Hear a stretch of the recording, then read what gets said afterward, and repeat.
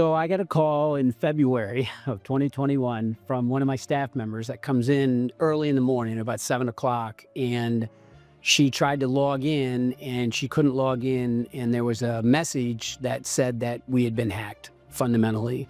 And so we then immediately contacted our tech folks to find out what was going on, whether it was a one-off in her computer or whether this was a company-wide problem. We have a third-party tech company that we work with in Lansing, Michigan, where we're located, and they did a great job of doing an initial assessment to figure out where we were, what the situation was, and they identified very quickly that we had a serious problem, and they shut down all of our systems immediately so that it wouldn't spread beyond where it was at that point. And they also assisted me in contacting the Michigan State Police. So then we began that investigation almost as immediately as well. So we had the two groups both kind of doing a side-by-side investigation from our internal tech consultant and the Michigan State Police at the same time. At first, all they did is shut us down and say, please contact us.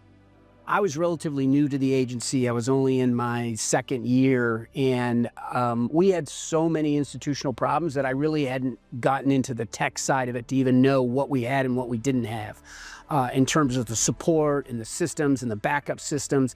And so initially I was deeply concerned about what this meant to the agency, both from a workflow standpoint and be able to support our residents every day, and then also financially, what was this ultimately going to cost us? We never did get to a ransom. The mode that our tech people say that they normally do is that they wait for you to contact them. They want you to panic and they want you to call them and say, hey, what do I need to do to get this thing unlocked so I can go back to doing business again? And because our tech organization that we work with, we did have offsite third-party backup. And so we never had to contact them because we knew we had a plan in which we could move forward and get ourselves back up and running again. I got to give all the credit to our tech people. I personally, as executive director, they cleared my system first and I was up and running. This happened on a Monday morning. I was back up and running by Wednesday afternoon, me personally. And then one by one, they brought up key individuals into the organization and we were fully restored by the end of the week. What you learn when you get into one of these breaches is that first you want to know how they entered the system. And what we identified is they came in through a third-party software from an off-site computer. So as most housing authorities, you have multiple locations. One of our locations, an assistant manager at a location had clicked on a third-party software. Someone had gotten into the third-party software that then bled into our main system that then locked us down. So that was what the investigation found. But what you realize after that is that it's not just that they got in there. The second phase of that then becomes, what did they get? And so that's where the real journey begins. The thing you need to know is you got to have, like in any problem-solving situation, you want to bring in the best of the experts. So we did contact HAI, who was our insurance at the time, and we did have cyber insurance. They immediately contacted us with a law firm who was very familiar with cyber attacks. And then they began to provide us the legal guidance. And so it was the combination of the three groups kind of working together that then eventually put together a master plan of identifying what we needed to do next and what was going to be the result of that. The investigation found that they had a high level of confidence that nothing left the system.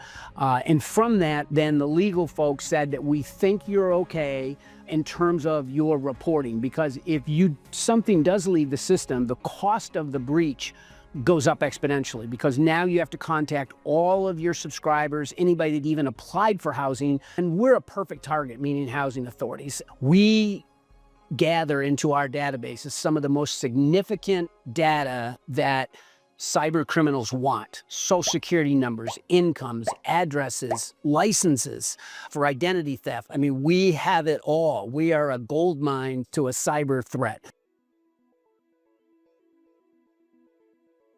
One of the most interesting endings of the story was that while we had a high probability of deciding whether something had left the database or not, and they determined that they didn't think it did, they ultimately said there's one more step that we can take to kind of verify, and then if we ever got brought to court, that we would have this additional level of kind of protection. And that was to go out actually on the dark web and try to buy our information. And so based on their recommendation from the legal department, we had some people go into the dark web and pretend like they were a criminal and tried to buy Lansing Housing Commission data, and were unsuccessful. It also gave us that additional level of legal protection had we ever been sued by anybody because of the loss of the data. So that was a really kind of unique ending to the story. You know, because of the incident, obviously, we're much more cognizant of the issue and that it's a real issue. We, working with our tech vendor, have implemented several additional strategies since then. One is that we have ongoing cyber training, constant training. Once a year, there's a significant training, but then there's also monthly training that all of our folks go through. All incidents that happen in the world, if there's a breach of some sort, we immediately notify our employees that, hey, just so you know, there's something out there, be really cognizant of this particular thing. And then we also do fake emails to our employees. We try to catch them, and I get a couple of emails a month where it says XYZ employee has clicked on a fake email. And so we then, make them go through an additional quick training, just kind of as a reminder that, be careful when you're clicking on stuff. And it's a necessary process, but it's also kind of fun. They always feel bad about it, but we're glad that it was a fake one because it's better than getting caught with the real one and going through this whole process again. Our tech company's kind of up to date, so we've really relied on them to provide us the kind of technological updates that we need and to keep us in front of these kind of threats, and at the same time make sure that, we're moving forward, being able to implement the latest technologies, including now AI, as we all know, is the next biggest thing that all of us are struggling with, and particularly in affordable housing, as to what aspects of AI are we going to use and how are we going to use that.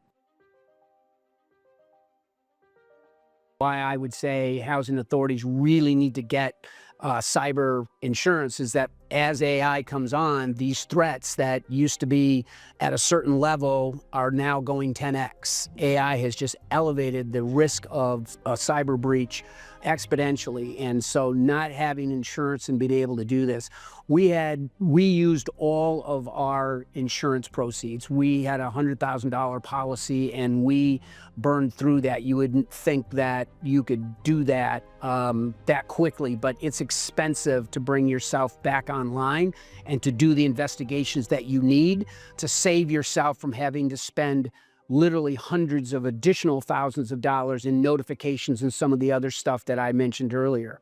Cyber is a requirement now from my perspective. You need to have liability, you need to have property insurance, but you also absolutely need to have cyber insurance as well. There's no normal anymore as it relates to when you get an email for an invoice, for a payment clarification, for whatever it happens to be. You should look at everything that you get in your computer in a cautionary tale. And in that, is this somebody that we do business with? Can I verify that? I immediately look at email addresses automatically. And as soon as I see some funky letter, number, or something in what looks like a normal email, as soon as there's that one letter or two letters different in there, you know that you've got a potential problem. And the last thing I would say is that in order to make sure that it doesn't continue to happen, don't just erase it and keep going about your day. You must contact your technology provider or whoever your partner is and let them know that this is going on so that they can do their mini investigation to ensure that it doesn't happen again. Because while you caught it, doesn't mean the guy or gal in the office down the hall is going to be as scrutinizing as you were. I would say if I'm a housing authority today, purchase cyber insurance. That's number one. Third-party factor authentication is big.